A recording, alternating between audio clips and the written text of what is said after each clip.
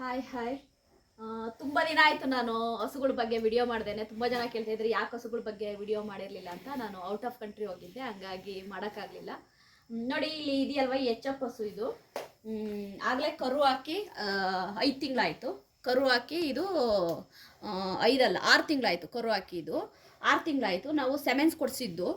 Semens ಕೊಡಿಸಿ ನಾವು weight ಮಾಡಿದ್ದು 3 ತಿಂಗಳು ವೆಯ್ಟ್ ಮಾಡಿದ್ದು ಸೆಮೆನ್ಸ್ ಕೊಡಿಸಿ. ಈಗಿದು ನಾವು ಡಾಕ್ಟ್ರ್ ಹತ್ರ ಚೆಕ್ ಮಾಡಿಸೋತ್ತಿಗೆ ಇದು ನಿಂತಿಲ್ಲ ಅಂತ ಹೇಳ್ತಾ ಇದ್ದಾರೆ, ಅಂದರೆ ಗಬ್ಬ ನಿಂತಿಲ್ಲ ಅಂತ ಹೇಳ್ತಾ ಇದ್ದಾರೆ. ಅಂದರೆ ನನಗೆ ಅರ್ಥ ಆಗ್ತಾ ಇಲ್ಲ ನನಗೆ. ಅಂದರೆ ನಾವು ಇದಕ್ಕೆ ಒಳ್ಳೆ ಫುಡ್ಡೇ ಕೊಡ್ತಾಯಿದ್ದೀವಿ, ಒಳ್ಳೆ ಬೂಸ ಕೊಡ್ತಾಯಿದ್ದೀವಿ ಆಯಿತಾ, ಒಳ್ಳೆ ಫುಡ್ಡೇ ಕೊಡ್ತಾಯಿದ್ದೀವಿ. ಬಟ್ ಯಾಕೆ ಇದು ಗಬ್ಬ ನಿಂತಿಲ್ಲ ಅಂತೇಳಿ ಡಾಕ್ಟ್ರ್ ಹತ್ರ ಚೆಕ್ ಮಾಡಿಸಿದಾಗ ಡಾಕ್ಟ್ರ್ ಹೇಳ್ತಾರೆ, ಅವರು ನಮಗೆ ಹಸುನ ಮಾರಾಟ ಮಾಡ್ತಾರಲ್ವ, ಹಸುನ ಮಾರಾಟ ಮಾಡೋತ್ತಿಗೆ ಅವರು ಇದು ಗಬ್ಬ ನಿಲ್ಲಲ್ಲ ಅಂತ ಅವ್ರಿಗೆ ಗೊತ್ತಿರುತ್ತೆ. ಅವ್ರು ಏನು ಮಾಡ್ತಾರೆ, ಹೇಗೋ ಟ್ರೈ ಮಾಡಿಸಿ ಒಂದು ಗಬ್ಬ ಮಾಡಿಸಿ ಆಯಿತಾ, ಅದು ಪ್ರೆಗ್ನೆಂಟ್ ಇರೋತ್ತಿಗೆ ನಮಗೆ ಮಾರ್ತಾರೆ. ನಮಗೆ ಗೊತ್ತಾಗಲ್ಲ, ನಾವು ತಿಳ್ಕೊಳ್ತೀವಿ ಓಕೆ ಇದು ಒಳ್ಳೆ ಹಸುನೇ ಅಂತ. ತಂದು ನಾವೊಂದು ಕರು ಹಾಕಿದ್ಮೇಲೆ ಒಂದು 3 ತಿಂಗಳು 4 ತಿಂಗಳು ಹಾಲು 3 ತಿಂಗಳು ಹಾಲು ಕರೆದ್ಮೇಲೆ ನಾವು ಸೆಮೆನ್ಸ್ ಕೊಡಿಸಿದ್ಮೇಲೆ ಗೊತ್ತಾಗುತ್ತೆ ಇದ್ರದ್ದು ಗರ್ಭಕೋಶ ವೀಕ್ ಇದೆ ಅಂತೇಳಿ.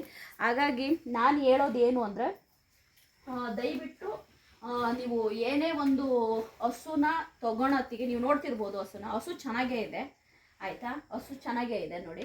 ಬಟ್ ಗಬ್ಬ ನಿಲ್ತಾ ಇಲ್ಲ ಇದು. ಡಾಕ್ಟ್ರನ್ನ ಕೇಳಿದ್ರೆ ಹೇಳ್ತಾರೆ ಈಗಿನ ಹಸುಗಳಲ್ಲಿ ಇದು ತುಂಬ ಹೆಚ್ಚಾಗಿ ಕಾಣಿಸ್ಕೊಳ್ತಿರೋ ಅಂಥ ಪ್ರಾಬ್ಲಮ್ಮು. ಕಾರಣ ಯೂರಿಯಾ ಮಿಕ್ಸ್ ಆಗಿರುವಂತಹ ಬೂಸಗಳನ್ನು ಕೊಡೋದ್ರಿಂದ, ಮತ್ತು ಒಳ್ಳೆ ಪೌಷ್ಟಿಕಾಂಶ ಇಲ್ಲದೆ ಇರೋವಂಥ ಮೇವು ಕೊಡೋದ್ರಿಂದ ಅಂತಾರೆ. ಬಟ್ ನಾವು ಒಳ್ಳೆ ಮೇವೇ ಕೊಡ್ತಾ ಇದ್ವಿ, ಬಟ್ ಯಾಕೆ ಅಂತ ಗೊತ್ತಿಲ್ಲ. ನಾವು ಸೆಮೆನ್ಸ್ ಕೊಡಿಸಿ 3 ತಿಂಗಳು ವೆಯ್ಟ್ ಮಾಡಿದ್ದು ಆಯಿತಾ. 3 ತಿಂಗಳು ವೆಯ್ಟ್ ಮಾಡಿದ್ಮೇಲೆ ಇವಾಗ ಡಾಕ್ಟ್ರ್ ಹೇಳ್ತಾ ಇದ್ದಾರೆ ಇದು ಗಬ್ಬ ನಿಂತಿಲ್ಲ ಅಂತ. ಈಗ ಮತ್ತೆ ಇದಕ್ಕೆ ನಾವು ಸೆಮೆನ್ಸ್ ಕೊಡಿಸ್ಬೇಕು ಅಂತಂದರೆ ಮತ್ತೆ ಅದಕ್ಕೆ ಟ್ಯಾಬ್ಲೆಟ್ ಕೊಟ್ಟು ಅದನ್ನು ಈಟಿಗೆ ಬರೆಸಿ ನಾವು ಸೆಮೆನ್ ಕೊಡಿಸ್ಬೇಕು. ಬಟ್ ನನಗೆ ಅರ್ಥ ಆಗದೆ ಇರೋ ವಿಷಯ ಏನು ಅಂತಂದರೆ, ಹಸು ಸಾಕಾಣಿಕೆಯಲ್ಲಿ ನಾವು ಮೇನು ಕಲ್ತ್ಕೋಬೇಕಾಗಿರೋ ವಿಷಯ ಅಂತಂದರೆ ಹಸುನ ಕೊಂಡ್ಕೊಳೋದು.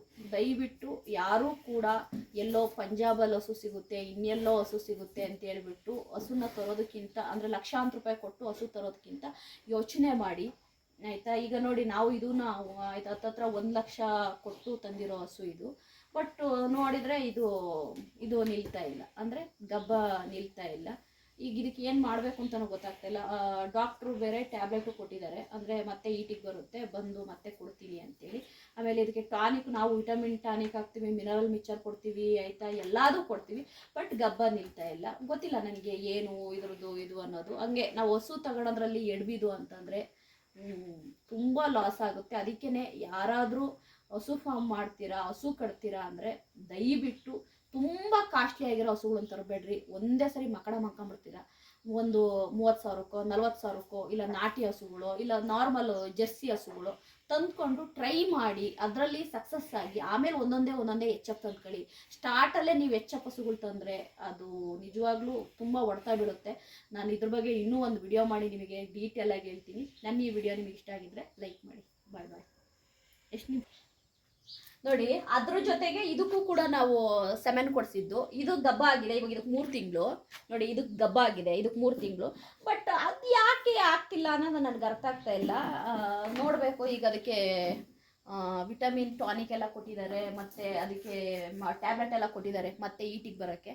ನೋಡೋಣ. ಬಟ್ ನೋಡಿ, ಇದು ತಿನ್ನೋ ಮೇವನ್ನೇ ಅದು ತಿನ್ನುತ್ತೆ ಆಯಿತಾ. ಇದಕ್ಕೆ ಏನು ಕೊಡ್ತೀವಿ ಅದಕ್ಕೆ ಕೊಡ್ತೀವಿ, ಅದು ತಿನ್ನುತ್ತೆ. ಬಟ್ ಇದು ಗಬ್ಬ ಆಗಿದೆ, ಅದು ಗಬ್ಬ ಆಗಿಲ್ಲ. ಅದೇ ನಾನು ಏನು ಹೇಳ್ತೀನಿ ಹೇಳಿ, ಹಸು ತಗೊಳೋದ್ರಲ್ಲಿ ನೀವು ಎಡುವುದ್ರೆ ನಿಜವಾಗ್ಲೂ ಆಯಿತಾ, ಯಾರ್ಯಾರೆಲ್ಲ ಫಾರ್ಮ್ ಮಾಡ್ತೀವಿ ಅಂತಿದ್ದೀರಾ ತುಂಬ ಲಾಸ್ ಆಗುತ್ತೆ. ದಯವಿಟ್ಟು ಆಯಿತಾ, ಹಸು ಕೊಂಡ್ಕೊಳ್ಳೋದ್ರಲ್ಲಿ ನಿಮಗೆ ಒಳ್ಳೆ ನಾಲೆಡ್ಜ್ ಇರಬೇಕು, ಮಾಹಿತಿ ಇರಬೇಕು. ಆಮೇಲೆ ಹಸುಗಳ್ನ ಒಂದೇ ಸರಿಗೇನೆ ಒಳ್ಳೊಳ್ಳೆ ಆಯಿತಾ ಹಸುಗಳು ಬೇಕು ಅಂತೇಳಿ ಜಾಸ್ತಿ ರೇಟ್ ಕೊಟ್ಟು ತಂದ್ರಿ ಅಂತಂದರೆ ತುಂಬಾ ನೀವು ಪ್ರಾಬ್ಲಮಿಗೆ ಇದಾಗಬೇಕಾಗತ್ತೆ. ಯಾಕೆ ಅಂತಂದರೆ ಒಂದು ಹಸುನ ಮಾರ್ತಾರೆ, ಒಂದು ಎಚ್ ಎಫ್ ಹಸುನ ನಮಗೆ ಮಾರ್ತಾರೆ ಅಂದರೆ ತುಂಬ ಚೆನ್ನಾಗಿರೋ ಹಸುನ ಯಾರೂ ಮಾರಲ್ಲ. ಇಲ್ಲ ಕೆತ್ತಲಲ್ಲಿ ಒಳಗಡೆ ಗಂಟು ಬಂದಿರುತ್ತೆ, ಇಲ್ಲ ಗಬ್ಬ ನಿಲ್ತಿರಲ್ಲ ಆಯಿತಾ, ಇಲ್ಲ ಅದ್ರ ಗರ್ಭಕೋಶ ವೀಕ್ ಇರುತ್ತೆ. ಇದೇ ಥರದ ಹಸುಗಳನ್ನ ನಮಗೆ ಅವರು ಸೇಲ್ ಮಾಡ್ತಾರೆ. ನಾವು ಅದನ್ನು ನೋಡ್ದೇ ಸೂಪರಾಗಿದೆ ಹಸು ಅಂತ ತರ್ತೀವಿ. ತಂದಮೇಲೆ ಮಲ್ಕೊಳ್ತೀವಿ. ಯಾರ್ಯಾರೆಲ್ಲ ಹಸು ಫಾರ್ಮ್ ಮಾಡಿ ಆಯಿತಾ ವಿನ್ ಆಗಿದ್ದಾರೆ, ಅಯ್ಯೋ ಸಕ್ಸಸ್ ಆಗಿದ್ದಾರೆ ಅನ್ನೋದಕ್ಕಿಂತ ಫೇಲ್ಯೂರ್ ಆಗಿರೋರ ಸಂಖ್ಯೆ ತುಂಬಾ ಇದೆ.